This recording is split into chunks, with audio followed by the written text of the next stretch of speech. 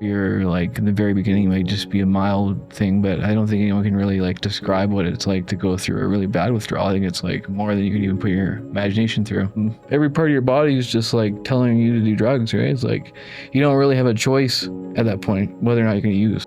And most people don't start using drugs when they have a perfect life and everything's perfect, right? So most people are traumatized by something that's happened in their life prior. That's why they start using drugs. So most people aren't even willing to admit that they've been through anything, or they don't even know that they have. And you'll say to them, oh, have you ever been through anything traumatic in your life? And they'll say no, and they'll believe you when they say it, right? Meanwhile, they don't remember what happened when they were younger or whatever, because they blocked it out of their mind, right? So in order to live, to survive, your brain is like, you know what I mean? To protect you from what's happened to you.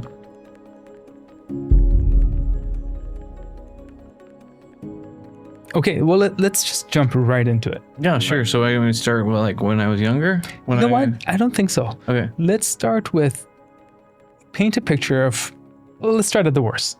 Living in the downtown east side, homeless. What were you using at that time? Fentanyl and meth. Yeah, mostly, yeah. Yeah, so fentanyl and methamphetamine, so crystal meth. Yeah. What does the day look like for you? Well, when I lived in other towns, it was a lot harder than it was in Vancouver. Like, there's not really any support for people in other places, right? So people come from all over Canada to go to Vancouver. Tell me about the draw, because we see that, right? Because people don't really have the ability to, like, you know what I mean, do what they need to do to support themselves in other cities, right? So there's nothing in other cities. Also, like, anything that you get in Vancouver costs 10 times as much if you're in another city, right? So drugs are cheaper and more available in Vancouver than they are anywhere else, right? So because of the whole open air drug market policy where the police don't really enforce any of the rules down there, people are a lot more able to get what they need down there, right?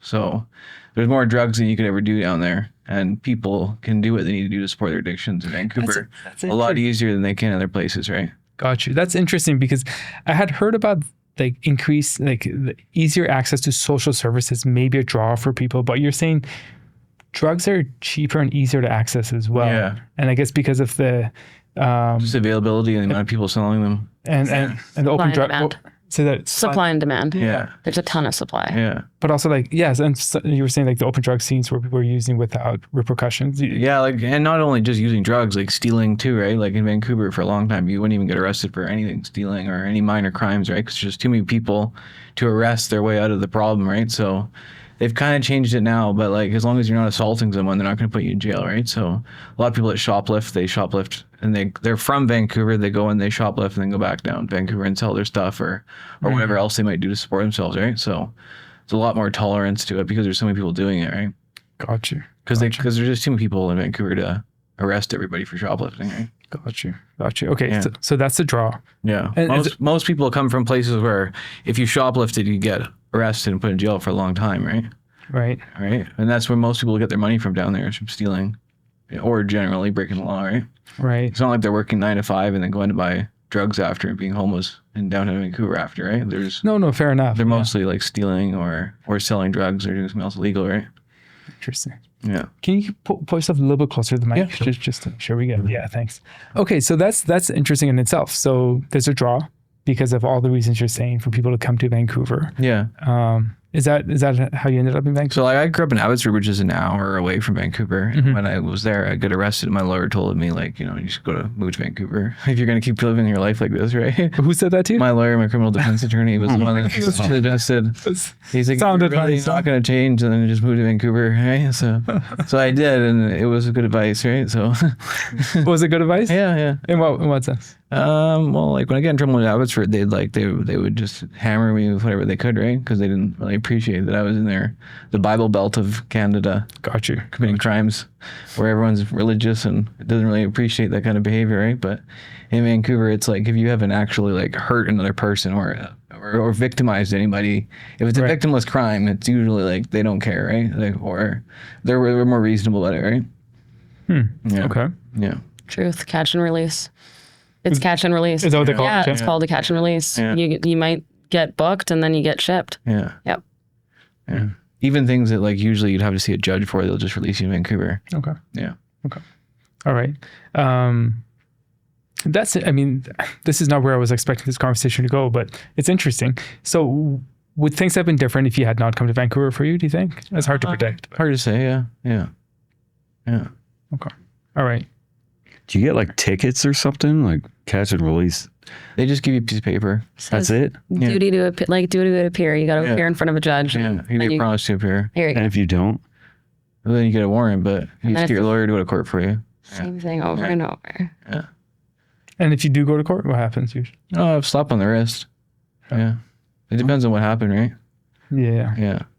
Okay. you got like more trouble going skating than you do. Honestly, I was saying that. Yeah, I was thinking that as well. Yeah, I got more trouble in Abbotsford for shoplifting than I did in Vancouver. I did was a home invasion, break and enter, and I beat somebody up in their own home, and I only got like 3 weeks in jail for it in Vancouver.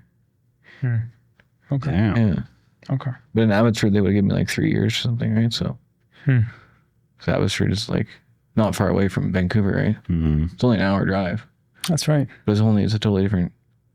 People leave to go to Vancouver from all over Canada, Edmonton, Alberta, Saskatchewan. People would rather go to Toronto or they go to Vancouver, mostly. Got you. Okay. Do you hear that in jail as well? Absolutely. You do? Yeah. Yeah. All right. Okay. I'm learning. Yeah. All right. Okay. So how old are you at this point? 30. No, not today, but like when you ended up going to Vancouver. I moved to Surrey when I was 24, and then I moved to Vancouver when I was 27. Yeah. Yeah. Okay. Yeah. Okay. Got you. But I started using when I was younger, when I was in Abbotsford, when I was like 15 or 16, I started using Oxycontin. I started smoking weed before that, but that was when everyone was getting overprescribed for pills back in like 2008, when everyone was getting like crazy oxy prescriptions, right? And we were all doing oxys when we were in middle school and high school. That's where my addiction started. And then they figured out that they shouldn't do that, and they stopped prescribing everyone Oxycontin, which gave everyone dope sick, and then everyone started doing heroin, so that kind of backfired too, right? Okay. Well, let's go there because were you prescribed oxys or? Oh, no. So, okay. How, again, this was in your teens then? Yeah, this was back in remember in 2007, they started telling all the doctors to go and overprescribe Oxycodone. It was a Oxycontin. marketing thing. Yeah, it was a You know marketing about thing, that? right? Yeah. So, Yeah. Yeah. so that was just like flooded everyone with pills, right? And they started out, they were like $10 a pill. It was cheap, right? And then once the doctors figured out that they were overprescribing and everyone was diverting their medications, and they stopped overprescribing them. So you were buying it at parties or? Just from drug dealers, right? Yeah. So for a couple of years That's there, cool. yeah. Okay. Yeah. Okay. So, and what did it do for you? Oh, it was just different than every other drug because it was just felt good and didn't really have a hangover. When you say it felt good. It's just a different feeling because like Oxycontin's not like heroin, right? Oxycontin has more of like a happiness to it, Got you. right? It's kind of like taking ecstasy. It's Okay. just like more like a positive. Euphoric. Yeah, yeah. Okay. Yeah. Okay. But once they figured out everyone was doing this in like 2009, then they cut everyone off, and then everyone started doing heroin. So it just like everyone that was already addicted to Oxycontin was like, why am I getting sick? I didn't even understand what's going on. Can I ask you? So you're a teenager Yeah. and you're buying Oxycontin. What would you have bought heroin? If Oxycontin- No. If there wasn't that step there, definitely not. No. Huh? Yeah, yeah. How come? Because I just had like a negative view of what heroin would have done to me, I guess. Like I knew that it wasn't going to end well if I did heroin, but then once I was already halfway there, right? But Oxycontin's prescription. It's safe. Like, It seems like it, yeah. It's that a was the pill. perception. It was a perception, yeah. But you had like a stigma or a negative perception of heroin. Yeah. Okay. So now you're essentially addicted to Oxycodone. Yeah, and then when they stopped prescribing it to everyone, me and my friends were like, why are we getting sick? We didn't even know what was happening. We didn't even know we were addicted, right? Yeah. And Okay. the drug dealers were like, oh, well, you can buy heroin if you want. And we're like, no, we would never do heroin. They're like, you've been doing heroin the whole time. It's just in a pill. Like, You got it. Yes. And they- Same class of substance, yeah. right? And then once we realized that, it didn't seem as bad, right? Right. But again, this wasn't when fentanyl was around either. This was just real heroin at that point in time, right? Yeah, So this yeah. was before the whole fentanyl crisis happened. So that was a totally different ballgame too.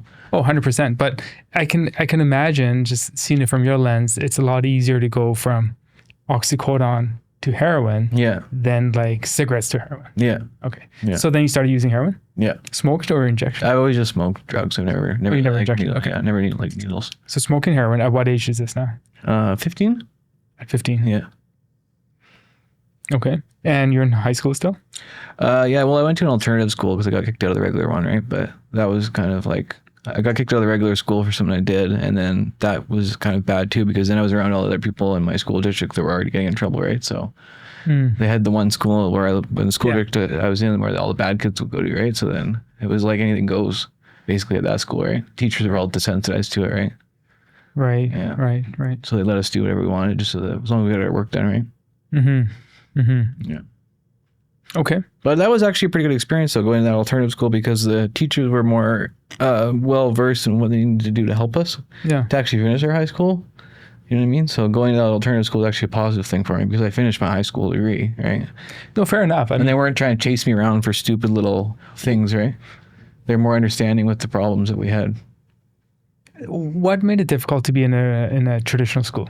Well, a lot of people that have addictions are actually quite intelligent people, and Yeah. they're actually smart. And a lot of the reasons they fail in school is because they don't teach enough. When you finish your work in like 10 minutes, you have an hour and a half for class, and you have an hour and 15 minutes you're unoccupied for, and you're just fucking bothering everyone else for it, right? You know what I mean? Like, Right. most people that have addictions are actually quite intelligent.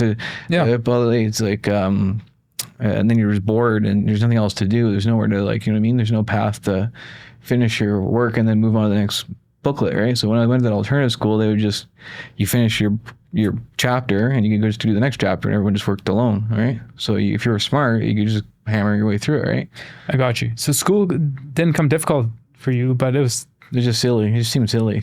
hard to maintain your attention Oh yeah, because you're done, and then like you just still need to be stimulated. Yeah. So you have that need to like be active. Yeah. And next thing you know, you're like a little bit impulsive, bugging people, and Yeah. getting in trouble, and Exactly. labeled as a bad kid. Yeah.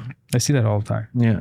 Yeah. And they don't have school set up so that they put the smart kids in one class and the dumb kids in another class, which doesn't make any sense to me because, like, you know what I mean? Like, some people are stupid and some people are smart. It's nothing bad. It's not like you're not picking on people. It's just some people need more help with certain things, right? Like, No, fair. Yeah. yeah. It's not like, you know, it's not like they said, oh, if you get good grades and you finish your work, you can go outside and play basketball. Like, you know what I mean? Wouldn't that be? Make more sense to me, Yeah. right? Like, you know what I mean? Like, you know, some people need, and then teachers can focus on the people that need help, right? But that's where all the problems start, though, when you're younger, right? Because that's where the original issue comes from, really, when you're younger, and you start smoking weed and skipping school, and then Because you're automatically labeled as the bad kid. yeah, And then all these kids are put into a group. yeah, Maybe these kids are a little bit more impulsive or more hyperactive. yeah. And then, yeah, reminds me of skaters in some way. Yeah. Well, but most of us aren't that intelligent. Oh, here we go. I'm just kidding. Okay. All right. So you're in this alternative school and you started using, were you using oxycodone? Did you start using the alternative school or in the regular school? The regular school. Regular school. Yeah, yeah. Okay. But it was easier to get, It was easy to get it everywhere. Yeah. easier to get anywhere. Yeah, Okay. yeah. And then heroin, Yeah. smoking heroin. And then what happened then? I finished school, and then I did okay for a while, and then I went to jail for a while. Yeah. And when I got out, I kind of started living my life differently, I guess. Yeah. Yeah. Like in what sense? Went to jail. Well, you know, sorry, before, because do you see this cycle as well? Like In what way?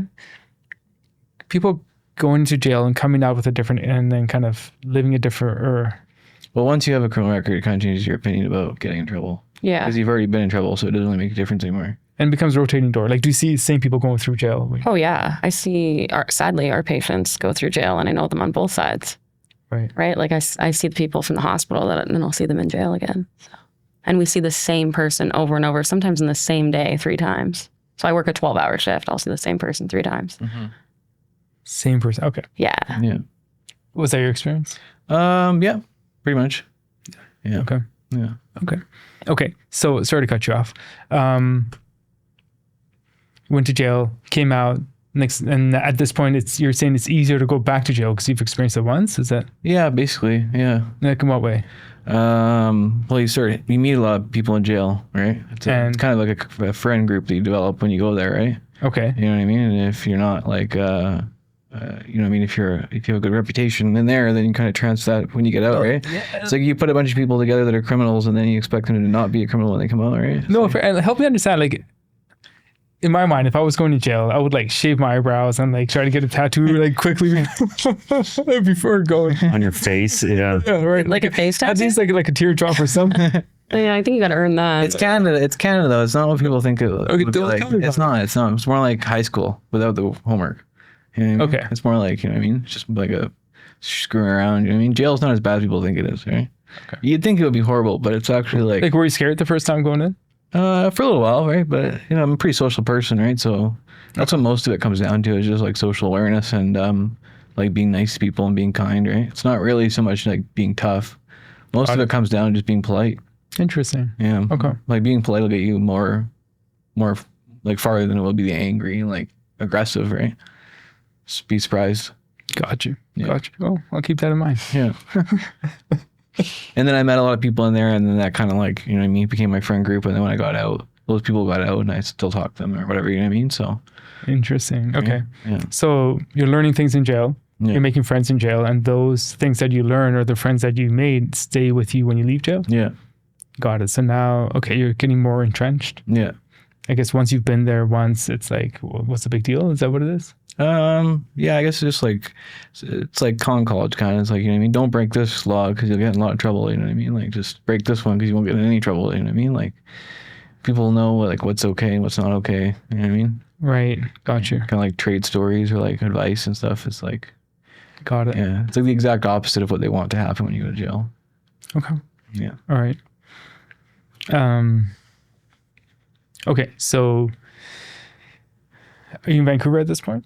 I live with my mom in Port Moody, but yeah, pretty much In hang Port out. Moody, Yeah, okay. yeah.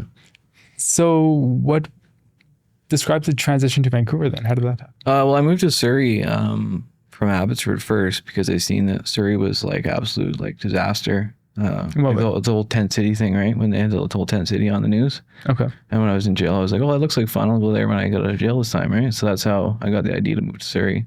And it was good. It was a good idea to move there because I lived in Abbotsford and it was like there wasn't really like they didn't tolerate that, you know what I mean? And Surrey was just like an absolute disaster at the time. Yeah. They've cleaned it up a lot since then, right? But No, they have. Okay. So in Surrey, things are kind of chaotic. And so does that, you're living in the tent city, no, I wasn't living in the tent city. I was living near there. near the right? tent city. Okay. But I made a lot of money, so I had a hotel room, right? But Okay. Making or- money. We wouldn't have to go into details, but well, yeah, well, so I had a girlfriend, and then I helped these girls that were like escorts or whatever, lived in a hotel, right? okay. So I wasn't like I don't like the word pimp or whatever, but like Okay. you know what I mean? Like, that's how I made my money for a while, right? But I never forced anyone to do anything. Or And we're going to cut this part. We're going to cut this part out of the podcast. I lived in a hotel. I used to sell drugs at the hotel, and Okay. steal That's cars. a better story. I used to steal cars and sell drugs and stuff, and then we lived in a hotel right by the Surrey Central. Like, what kind of cars were you stealing? Or he was older right ones. for your own. For older cars mostly. Didn't have the tools to steal new vintage ones. stuff. Okay. Didn't have the tools to steal new ones. Yeah. I had my old Porsche stolen like last year. Yeah. Green Porsche. Yeah. Okay. Yeah. He seems like convinces you. It's like, yeah, you did. Yeah, I know. I got it back. Yeah. So we're good. Okay. So doing crime, living in Surrey, and then what happened? And you at this point addicted to heroin. Yeah. Okay. Yeah. Are we still heroin or are we moving over to fentanyl at this That was fentanyl at that Yeah. point. Yeah. Like a few years ago. Good point. Yeah. That whole changed. Good point. Yeah. Describe. huge shift? Yeah. Yeah. Yeah. Yeah. It used to be heroin laced with fentanyl. Mm-hmm. Yeah. For a while. That's right. And then they just changed it to just fentanyl. That's right. Yeah.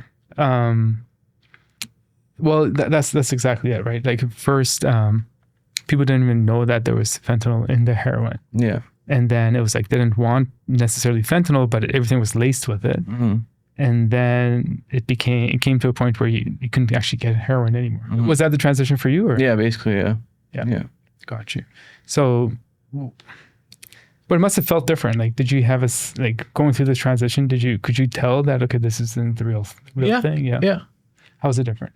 Well, heroin actually makes you feel good, right? Like it has like a positive thing Again, to it. that euphoric, yeah. Fentanyl is more so just like you just get sick when you don't do it, right? And fentanyl only lasts for like an hour or two. Heroin lasts for like 12 hours, right? That's right. So fentanyl, you got to like keep doing it all the time, right? It doesn't stay in your body at all.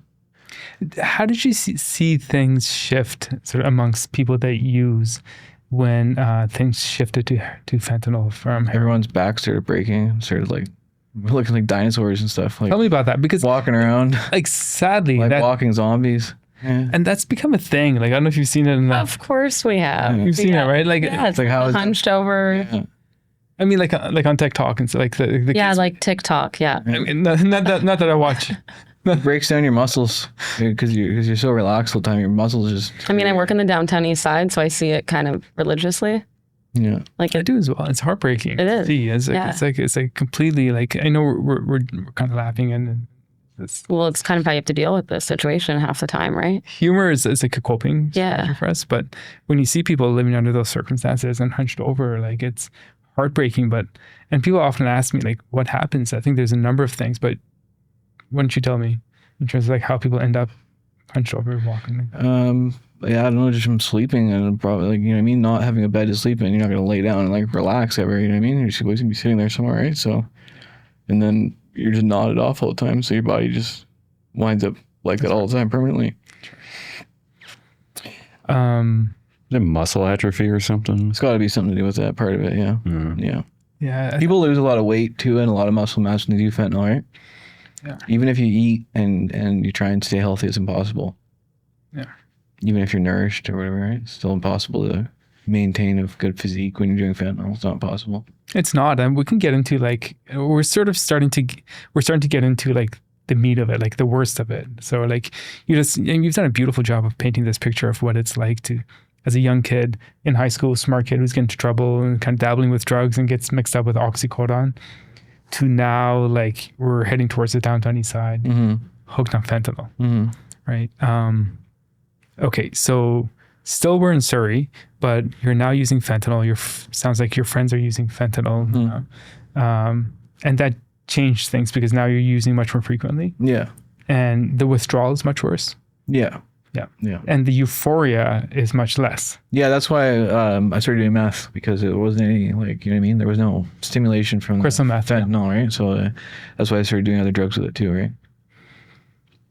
Yeah. So tell me about that. Cool. When I was younger, I used to just do heroin because heroin was enough to make me happy, right? You know what I mean? Like that would be it. And then like maybe sometimes I'd drink or something like that. But like then when I got older, it was just fentanyl. There was nothing would happen. You just like, you know what I mean? You just wouldn't feel anything positive when you do it. You just wouldn't be sick. Right. So then people would do other drugs with it to feel something good. Right. Right. Right. So, Right. Okay. So you missed that euphoria. yeah. So you started adding methamphetamine, but that's a whole different animal. Yeah. Right? Like Chris, like what in your mind, like it must be interesting for you because like Jess and I, like we've been in this like for the past 10 years, we've been working in this field. But like, what is it like hearing about this stuff from somebody who like hasn't been in the field and hasn't? Well, I mean, I've driven down that downtown east side for 20 years and I've never got into how, like, I always thought it was some sort of muscle atrophy that they would do that would make them all hunched over and stuff. But I didn't really put any real thought into what was going on. Yeah. I mean, it seems to be a process and, you know, everyone seems to end up like hunched over and. Yeah. And, okay, so you're using more frequently. Now you're using methamphetamine to get that euphoria and the happiness that you were missing with fentanyl, but you can't get off of fentanyl, even though it's not doing it for you anymore because of the withdrawal. Yeah. And severe cravings. Okay.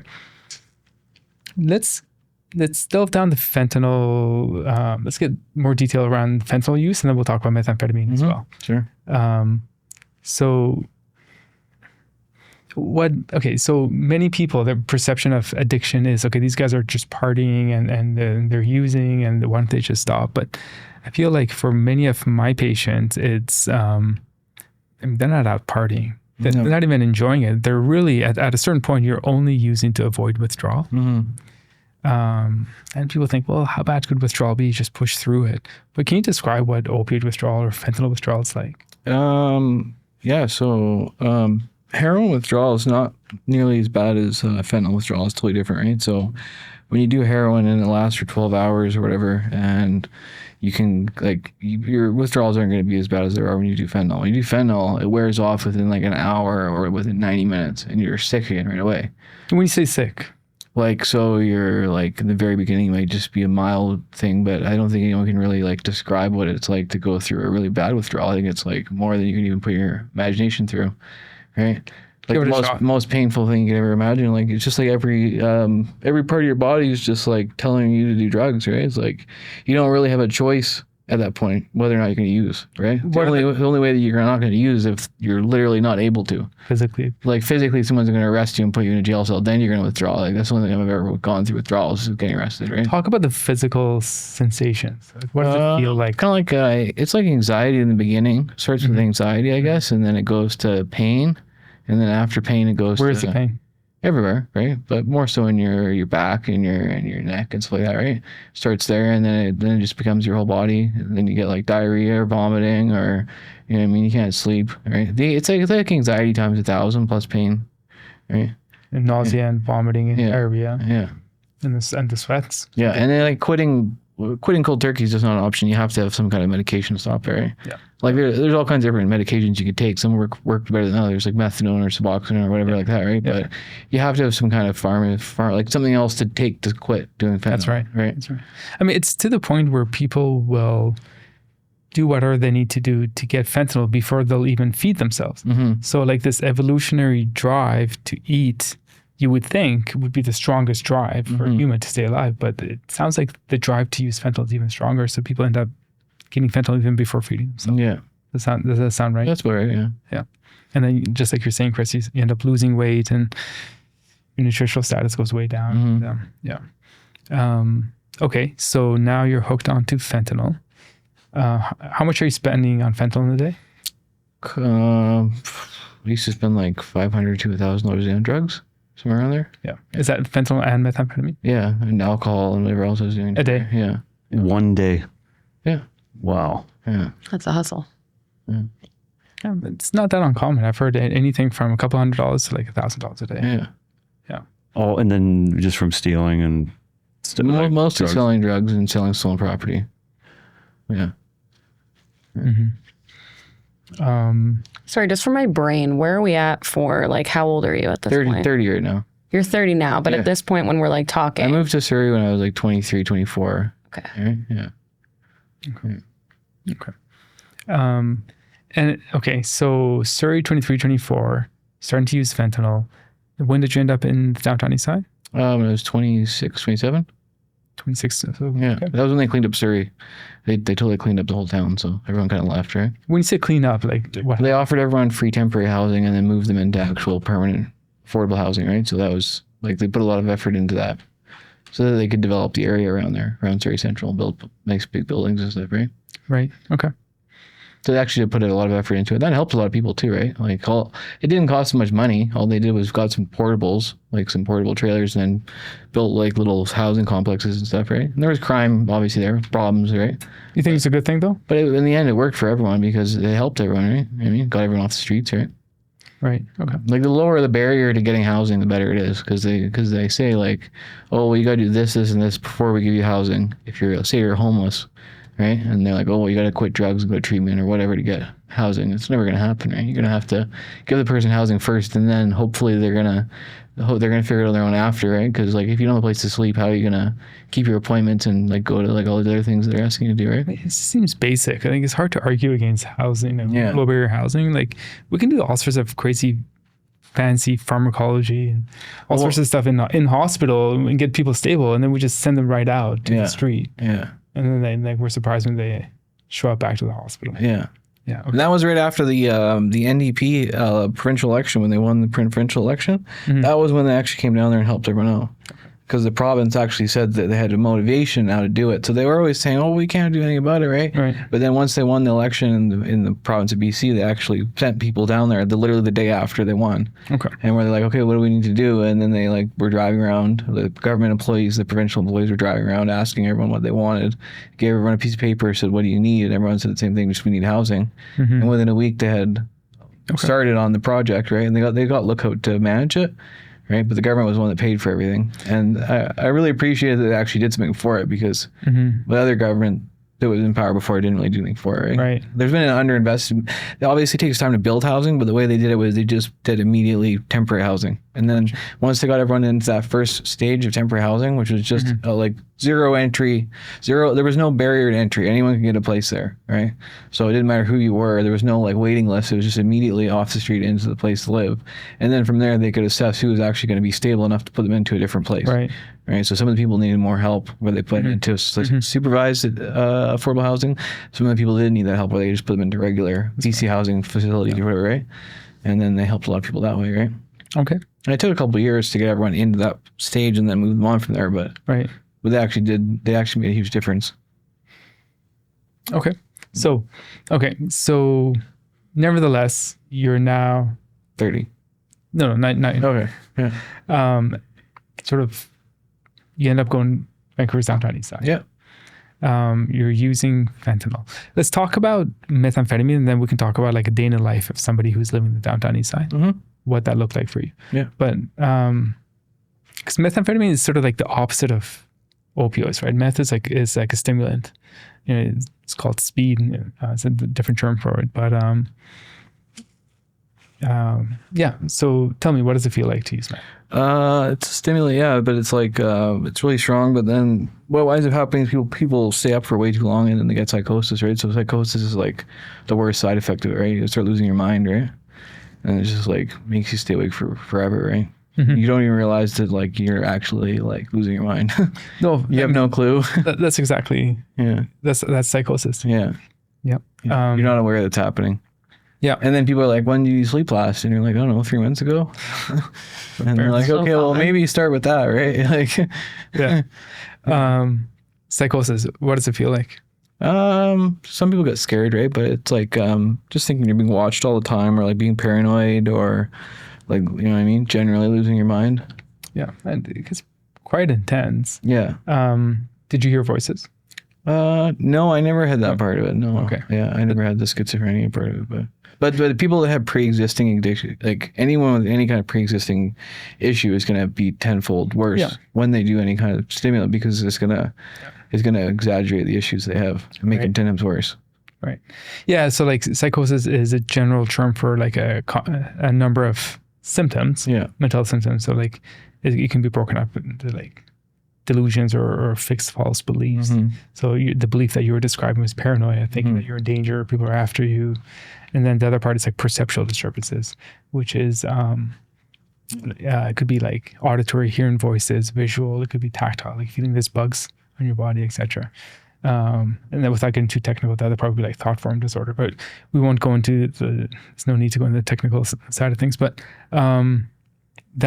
and you mentioned schizophrenia, so just not to confuse things, that's a mental health condition where psychosis is sort of one of the cardinal symptoms. But okay, so you're experiencing paranoia when using methamphetamine, thinking like you're in danger, etc. Yeah.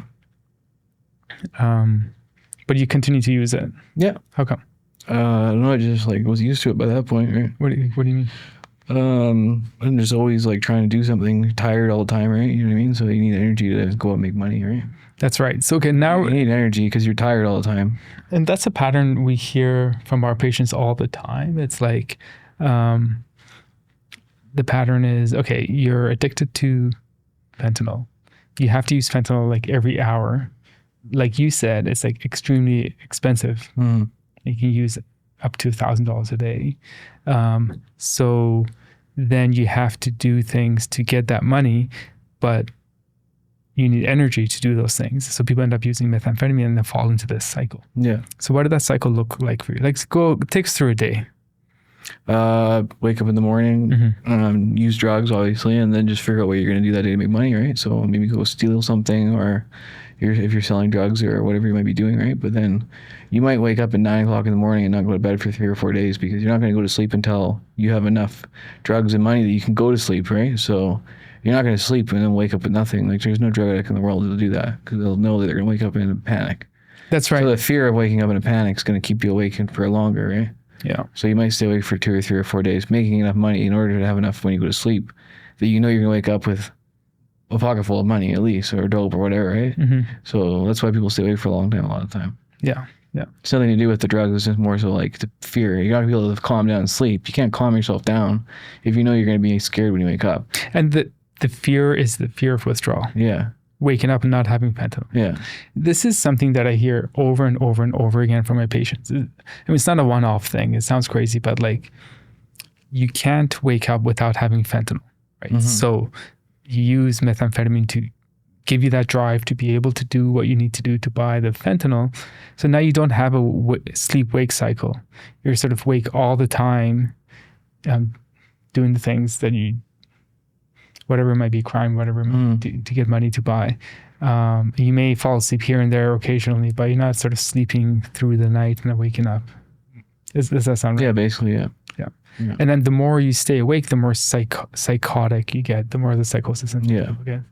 And then it goes to a point, and sometimes people will then have what's called like a stimulant crash, where they may have stayed up for several days in a row, and then they just finally crash. And they sleep for some time, wake up crazy hungry. Yeah. Because you probably haven't eaten much through this episode as well, and then it's all over again. So. And what else happens when you're living under those circumstances? And my perception is that it's not a very safe, comfortable place. You'd be surprised. I mean, it's not all bad things, right? Like a lot of people that you make friends with, people help each other out, right? So, in what way? Like, it's not as dangerous as people might think about it would be, right? You know what I mean? Like, if you have friends, like, people still have friends with their drug addicts, and they still have friends they can trust. It's not like every drug addict steals from each other, you know what I mean? Right. So there's actually a lot more loyalty than people might expect there to be, right? And I appreciate you saying that, because that's like also like part of this adds to the stigma, where it's like these people are quote unquote addicts and they're criminals and they're, but it sounds like there's some element of like a supportive community. Yeah, exactly. Right. Yeah. Whenever I've always had a place to live my whole life, even though I would wind up homeless before at one point or another. Right. But like, whenever I had a place to live, I always had friends that would stay with me, and I never had anyone steal anything from me. You know what I mean? Because they were just happy to have a place to stay. Right. You know what I mean? Having said that, and Jess can probably attest to this, working in the hospital, we do see a lot of bad things that happen in the downtown east side. People ending up in hospital under like horrible circumstances, bad things. Maybe they had a drug debt or whatever it might be. You must have seen some of that as well, huh? Yeah, of course. Yeah. Anything you want to share about? I don't know. People. The whole point of it is you're not supposed to steal from people that are like you, I guess, is the idea, right? Like if you're a drug addict, you shouldn't be stealing from another drug addict. You should be stealing from Sears or Walmart or whatever, right? That's the way people think, right? So, yeah. Right. I see. So like the big offense is stealing from somebody else. Yeah, most of the violence that happens in the downtown east side is just simply from someone doing like from stealing from someone else or whatever, right? Like no one's just getting randomly robbed most of the time. Like I've never once seen somebody get randomly robbed in the downtown east side ever. Like people pretty respectful of each other. It's quite surprising. So like people might think that it's dangerous to walk down there, for example, like a normal person that's never been down there. But if you go down there and you have a kid with you, for example, people will see there's a kid and they'll yell like, "There's a kid coming! Everyone put your drugs away!" Right? Stop! Right? Yeah. And everyone has respect of if younger kids around, for example, right? You know what I mean? And like a girl, for example, is never going to be attacked down there when they're alone, because no one's going to accept that as okay, right? Although I've seen that. Yeah, there is still social standards and stuff like that, right? Okay. So, and everyone downtown east side knows each other, right? So it's like, I think for the most part, there's supposed to be a code of ethics, and I hear that, but I think that gets really complicated with like using drugs and being desperate. I think it comes out of desperation. Yeah. I hear both sides for sure. Both sides, no, exactly. And I have seen bad things happen to women in the downtown east side as well. So, and I don't want to paint it as like, I get that in many respects it's a supportive community, but also I just don't want to paint it as a completely safe neighborhood where, because we see what we see working in the hospital. Unfortunately, you probably working in jail as well. Oh yeah. Totally, where they're like brutalized, and it is predominantly women that are brutalized in those situations and don't remember and are drugged. So it's hard. Yeah. How long were you? So, okay, what period of life is this now from? So it sounds like it started in your teens, ended up really bad and sort of in Surrey and now downtown east side for how many years? 4 years. 4 years. Yeah. Okay. And then you ended up, so then 4 years and then you ended up at VGH. Is that where we met? Yeah. Okay. So, well, okay, let's go there now. Actually, before we go there, any thoughts or any questions about like life in the downtown east side? Or, and like I look at you because like I feel like for us a lot of this is common, but like, is this shocking for you, Chris, to hear? Not shocking, no, but it I mean, it's different than what I was thinking in terms of like, your anxiety of waking up with nothing. And that's why you stay up all night, not because the drugs are keeping you up all night. We also hear, though, like I've had so many patients say, like, we use stimulants to stay awake because we are homeless. Maybe they don't have that group of friends, like you're saying. Yeah. And they're so afraid of falling asleep. Yeah. They're like, I cannot sleep in the downtown east side. Like, I know no one out here and I'm paranoid and I'm scared. So that's also one of the things that's super common. Yeah, I've heard that as well. Yep. Okay. So so let's talk about you ending up at BGH. How did you end up coming here? I think I overdosed at one time, and then I went up there. Yeah. But I take it you'd sort of come in and out of hospital multiple times. Yeah. At this point. Yeah. What was different about this time coming to BGH? I don't know. I just tried a different medication, I guess. Right. I don't know. Well, I guess another way of asking, what was your experience going to the hospital previously, to other hospitals? I guess just get discharged or whatever, right? There's not really anything that people can really do when they're working in a hospital for you, really, most of the time anyways, right? It's not like they're like, you know what I mean? Detox is always full, you know what I mean? So even if you want to go to detox, you can't just go to detox right away, you know what I mean? Yeah, it's hard. You can't really just show up to the door and say, hey, I want detox. Yeah. We also can't get people into detox. Well, Thanks for the plug. I mean... And there's like a wait list, and they say you got to call them every day. It's like, well, what if you don't have a phone and you're homeless? Like, how are you supposed to call detox every day? That's right. And like, being on a wait list makes no sense, right? That's right. And then a lot of the places won't even take you if you're not clean. Like a recovery house, for example, or a treatment center won't take you if you haven't been detoxed. So then they're like bottlenecking it around that because of the liability of you dying if you're withdrawing, right? That's right. Nobody wants to be responsible for someone who's in withdrawal, right? And that's a narrative that's really important that we don't often hear, is that, like, again, the perception could be like, well, if they wanted to get clean, they would. Clean, I mean, quote unquote. Can't use that terminology. Yeah, and like, not to, because I guess that sort of implies to people who may use drugs are dirty, which they're, But anyways, it could be a pejorative term, but you know what I mean. Yeah, no, I get it. People want to stop using. If they want to, they would. But like you're saying, like even if you want to, you can't even access treatment. You can't access treatment beds. You can't access detox. It's difficult. I mean, like how do you call if you don't have a phone? Right? Okay. So luckily or unluckily, I don't know how you look at it, you had a bad infection and you overdosed and you ended up at VGH. Yeah. And do you want to talk about what that experience was like for you? I think I just used drugs and it blacked out because I overdosed. I don't really know what happened, right? Yeah. So it's just like, boom, and just like, that was it, right? Yeah. Lights out. Yeah. What was it like waking up? Well, it's happened to me a few times, right? But it's kind of like, you know what I mean? It's like, oh, fuck, I did it again. It's like, oops. It's not funny, but it's funny. Yeah. What does that feel like waking up after? But you don't remember overdosing, first of all. So you're not going to remember that you overdosed. You're just going to remember, like, you know what I mean? You had the intention to go use drugs, and then you're going to wake up in a hospital. When you wake up, though, what does it feel like? You feel stupid. Like, is it like a shame or something? No, or it's a shame. You're just like, oh, fuck. You know what you did, right? But then, like, you know what I mean? You wake up in a hospital and you're like, oops. Like, at least I'm not dead, I guess. And then you check your pockets right away to see if you have more drugs or not.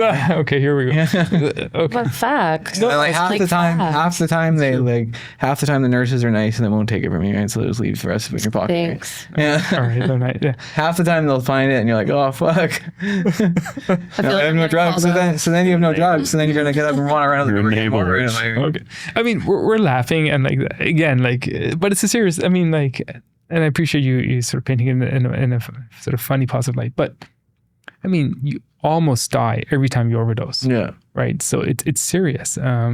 Many people do die, Mm-hmm. and if you don't die, many people develop, head injuries, etc., and also brain injuries because they don't, they're out, they don't get Narcan quickly enough, and their brain doesn't get oxygen. And for those who actually come out sort of unscathed, quote unquote, I mean, it still must. I mean, you're laughing about it, but Well, it's hard to be a doctor when like your patient doesn't want to be there anymore. You know what I mean? Like it's like they wake up from overdosing, they don't have any more drugs, and their instant reaction is to want to run out and get more, right? Yeah. It's not like the doctor can like be like, oh, well, why don't you just stay and I'll give you drugs, right? Like they only have so much. Like they give like what 30 milligrams of methadone or whatever. It's not enough to make you feel better, right? It's not. You know what I mean? Like so for someone that does fentanyl, like you know what I mean, like 30 milligrams of methadone is not going to make you feel better. Well, yeah, and like And then they say, oh, well, we can increase it every 3 days, but that's not enough anyway, right? you paint you bring up a very important concept, and that's sort of like pharmacologically, how do we treat it, right? Because you're right. I mean, like this is how it's been done. You start at 30 milligrams of methadone, now it's 40. It's still not enough. You go up every 2-3 days. You know, it used to be every 5-7 days. Now it's like every 3 days, but it's still not fast enough. Yeah. Right. So because you're still having cravings and withdrawal, and you still have that profound need to use that you described previously. So then you end up in that same cycle that you also described very nicely. So how can you expect somebody who's going through this cycle to go back to their doctor for a follow-up appointment to get an increase in their methadone? You know? Yeah. It's just likelihood is that it's not going to happen. Yeah. You know, like, and we recognize that, and what we've really tried to do, we've worked really hard at through our program, is to like innovate and come up with new ways of treating people. And the key has always been to shorten the amount of time it takes to get somebody to a treatment dose. Right. Not to go on too much of a tangent, but like you might be happy to know that like we have a trial right now at a clinic called Hope to Health, where so again, I'll provide a little bit more background. Like you said, like there's only so much opioids that doctors can give patients who are in withdrawal, and oftentimes it's not enough. So we've created a protocol where we give people intravenous fentanyl, not as a means of treating addiction, but as a means of getting people out of withdrawal. Because the thought that always occurred to us is like, people are using fentanyl. And so why don't we use a similar agent to what they're using to get them out of withdrawal, to get them comfortable, to even have the discussion around treatment. Because if somebody's in full withdrawal, like, you know, you painted a great picture of how profoundly uncomfortable, devastating withdrawal is. How can you then have this conversation around, well, do you want to stop using or not? Do you want treatment? Yeah. You have to get people out of withdrawal. Yeah, and if you could get people out of withdrawal and they're still in the hospital right after they overdose, then you could actually send them to a recovery house right away. That's right. Because the recovery house would actually be willing to take a person who's not in withdrawal, right? Whatever the medication might be, right? Yeah.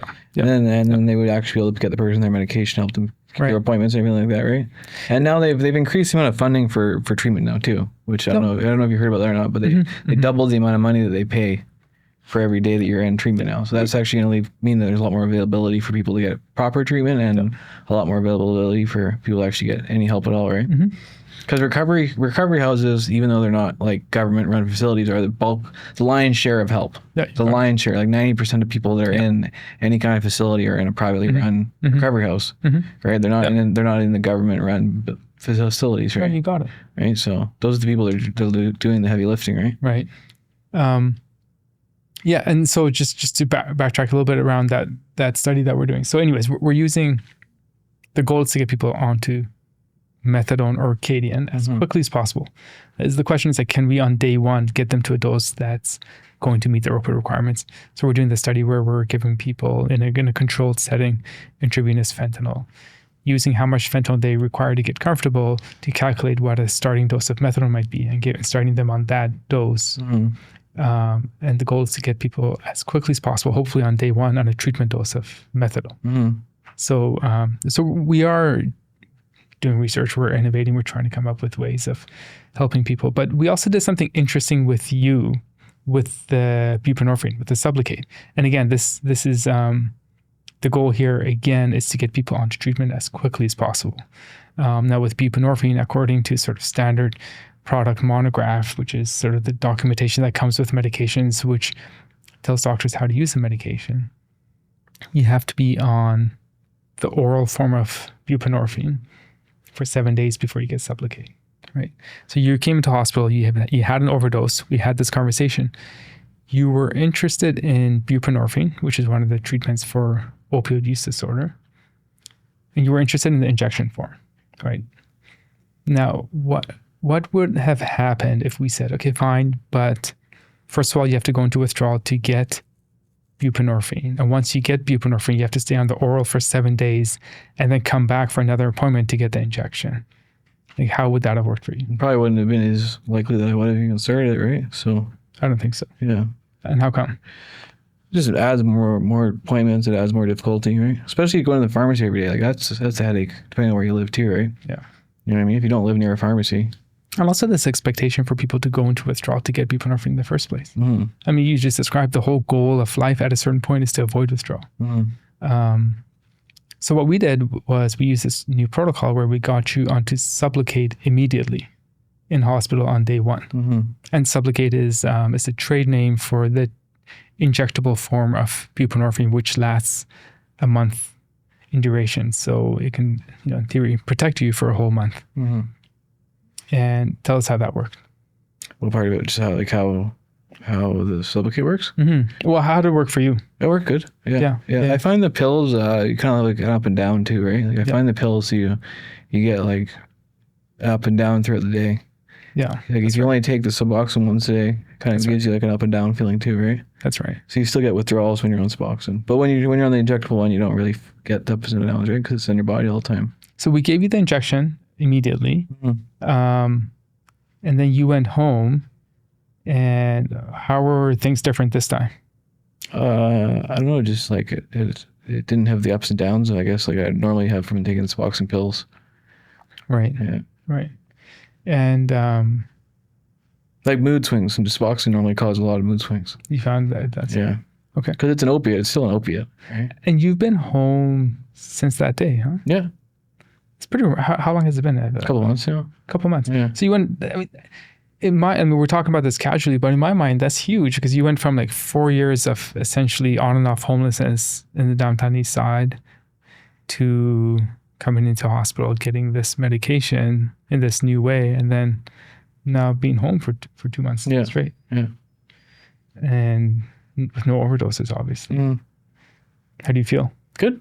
Yeah. Yeah. Happy. Yeah. Pretty remarkable, right? I think people need to hear these stories because so often, we're told that this isn't treatable, right? Or I think it's easy to lose hope, but I mean, you're living proof that maybe it is. Yeah. Maybe we have to do things a little bit differently in terms of how we treat our patients. It takes time for some people too. Like some people aren't ready to quit, right? So you have to keep them alive until they're ready to quit. Yeah, you got it. If they don't live long enough to get treatment, then right? Some people it only takes 6 months and they're like, okay, I'm done with this, and they quit. Yeah. And they just quit cold turkey and they decide that they don't want to do it anymore, and they don't do it anymore, right? But some people aren't like that, right? Yeah. Some people are a little bit more hard-headed and it takes them years or whatever to quit, right? And if Narcan's not available or there's not a homeless shelter or all these different things, if at least one of those things isn't there, then you're screwed, right? Yeah. Like all of those things have to be available for you to have any chance of living through what you've gone through, you know what I mean? Yeah. Right? Like it's good that they give out naloxone to everyone because that keeps people alive, right? 100%. I mean, I think what you're describing very nicely is that there's a spectrum, right? Like sort of the harm reduction approach is important for a certain segment of the people who use. Yeah. Like you're saying, maybe they're not at a point in their life where they're ready or able to stop. But then treatment is also super important. And that's what was helpful for you to getting you onto this medication in this sort of new innovative way and getting you out of the downtown side back home. And most people don't start using drugs when they have a perfect life and everything's perfect, right? So most people are traumatized by something that's happened in their life prior. That's why they start using drugs. So if you don't deal with the trauma, then you'll never deal with the substance abuse, right? So most people aren't even willing to admit that they've been through anything, or they don't even know that they have.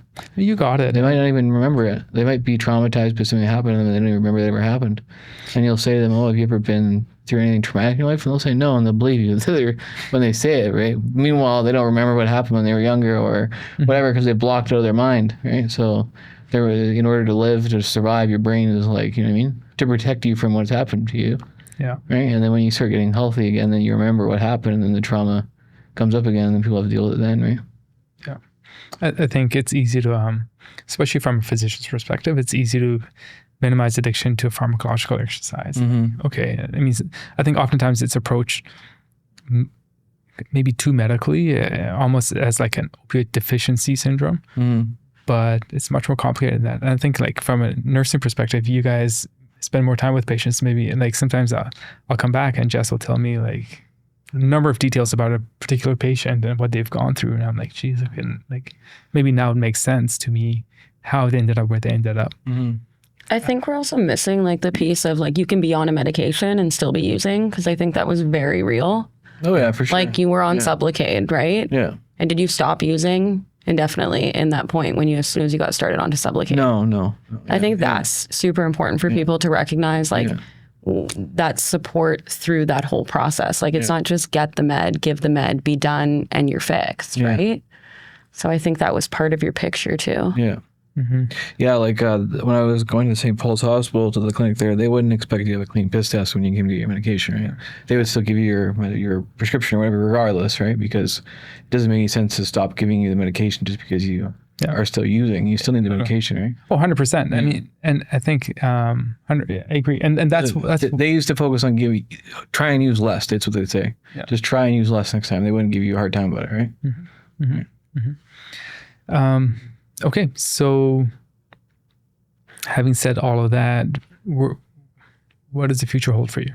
I'm not sure. I'll just go to work, get a job again, and live my life, I guess. Maybe go to school again.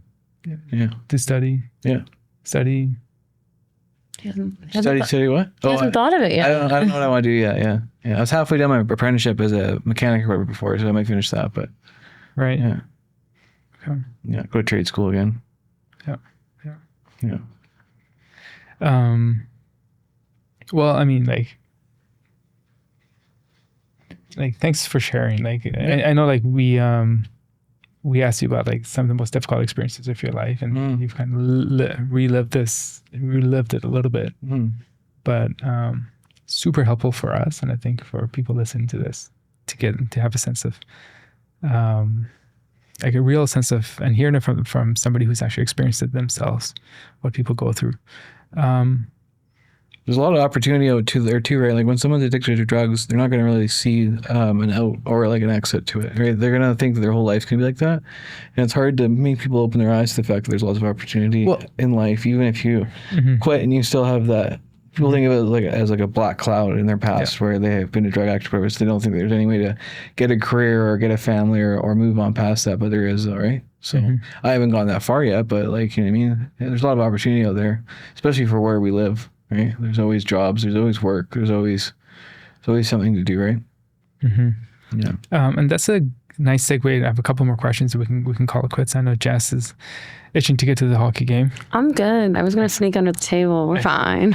Yeah, they're small enough hole. Okay,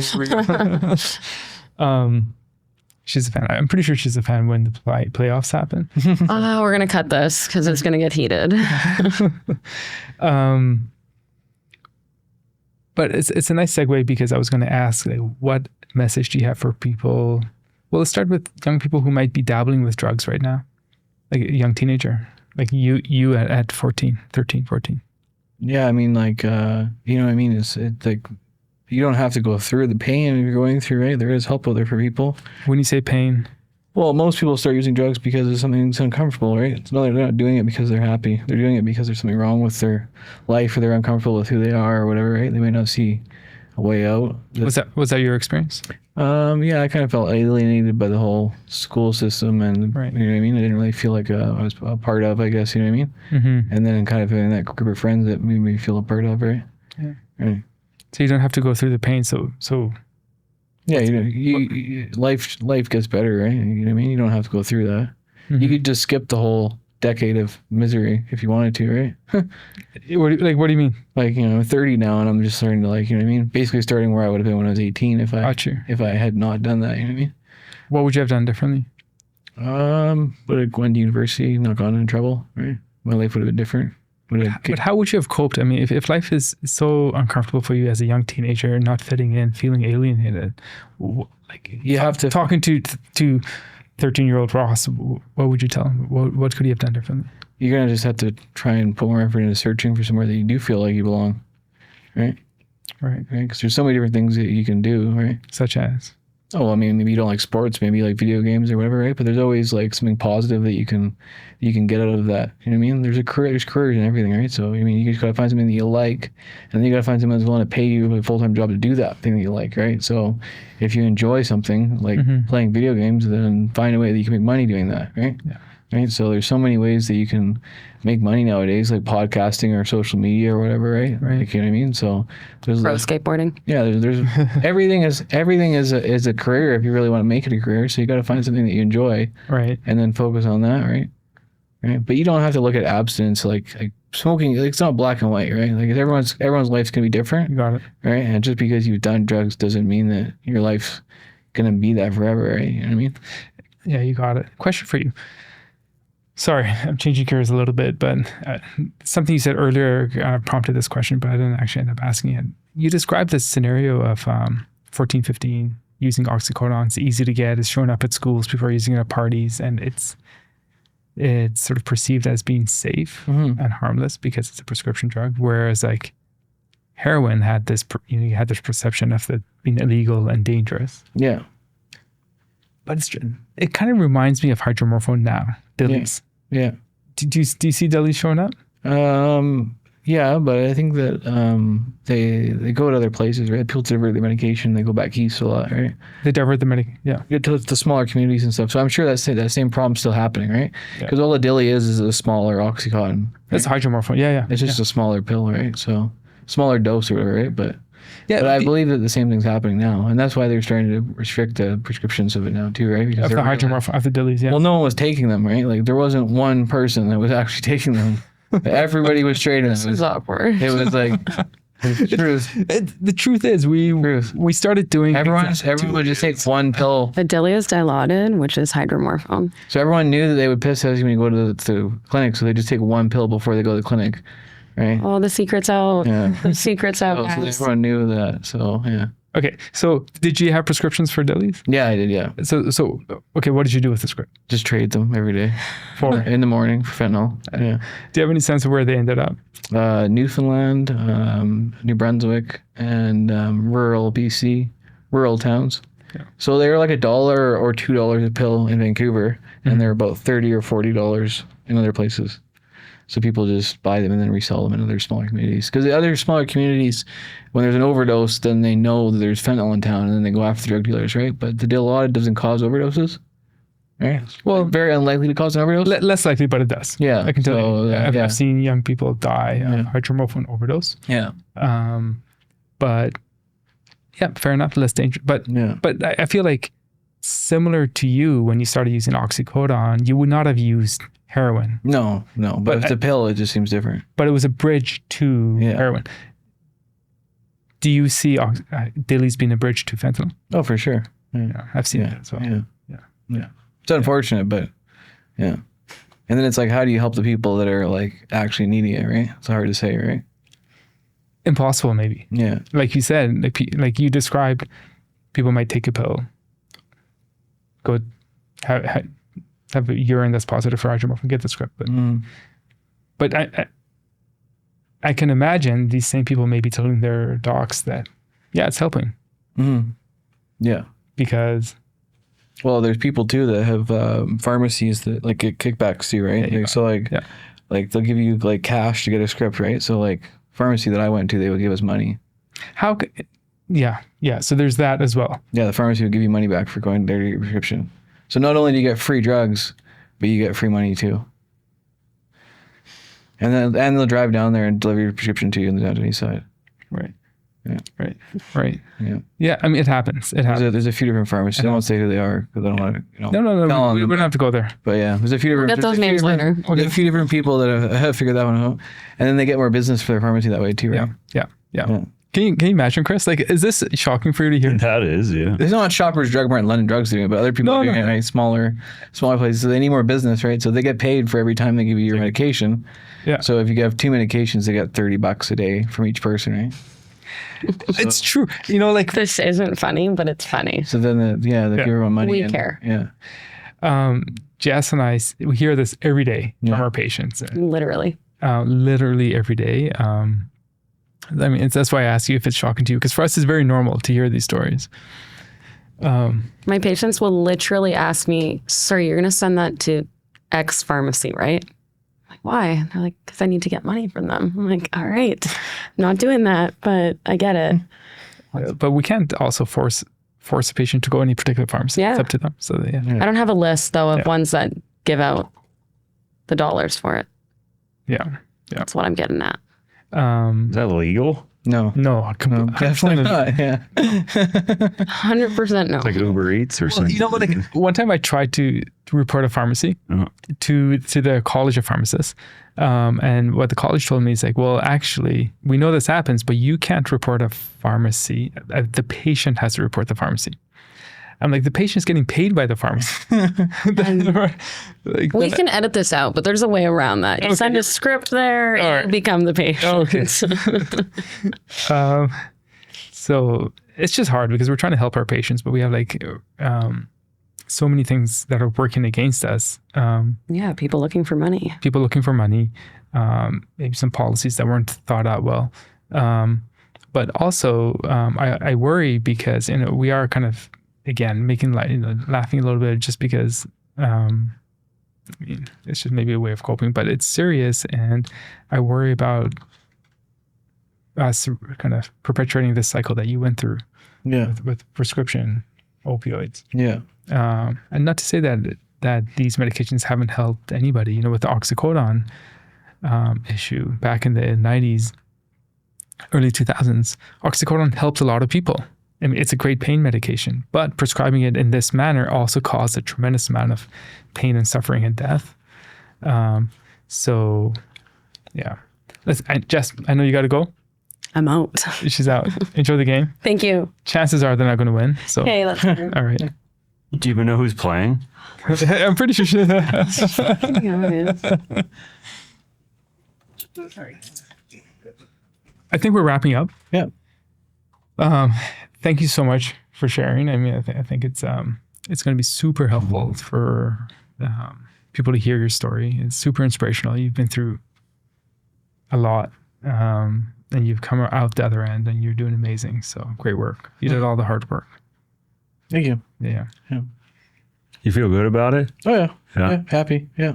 That's awesome. Yeah. Life's easy. Maybe one more question. Message to docs. Any message to me? Just because, whatever medications doctors are prescribing is less harmful than whatever someone's going to do in a different situation, right? So you kind of have to make it as easy as you can for a patient to get their medication, right? You got it. And if someone doesn't have a stable place to live, their chance of success is probably zero, regardless of what you prescribe them, right? So you kind of have to help people find a place to go. Yeah. And I can't state enough how helpful recovery houses can be, right? Because even though detox might not be available, right, or an actual treatment center, recovery houses are just as good, right? As long as someone has a place to live, right? And as long as the person doesn't have a support network or any you know what I mean? Yeah. Any if you hear a success story, it's kind of inspirational too, right? You know what I mean? If you don't ever see anyone recovering from something, then you're never gonna, you know what I mean?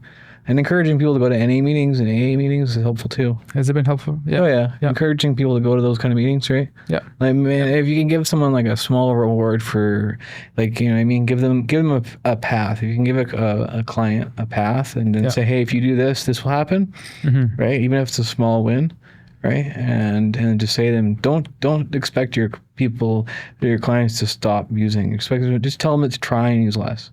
You know what I mean? Because no one's gonna want to disappoint someone, right? So if they can't use less, then you say, oh, whatever, try next time, right? Just if you can be a positive influence in that person's life, you might be the only person who's a positive influence, right? So, right, you might not just be their doctor, you might be their parent, their parental figure in a way too, right? Or their best friend or whatever, right? Yeah. Even though they might, if someone doesn't engage with you or it doesn't seem like they're engaging with you, it's not necessarily that's actually the case. It might just be on the surface level. So it's hard for people to actually open up and just say, you know what I mean, how they actually feel or whatever, right? They might seem absent and glassy-eyed when they're talking to them, they're not actually there, but they might actually might mean more to them than you think it does, if that makes sense. Yeah. Well, you doing this may be inspirational to a lot of people. Right? Just to hear that success story, that is possible. So hopefully I'd love for you to do more stuff like this. Yeah. Yeah. Awesome. Yeah, it's nice work, man. Yeah, really. All right, dude. Okay, thank you. Yeah.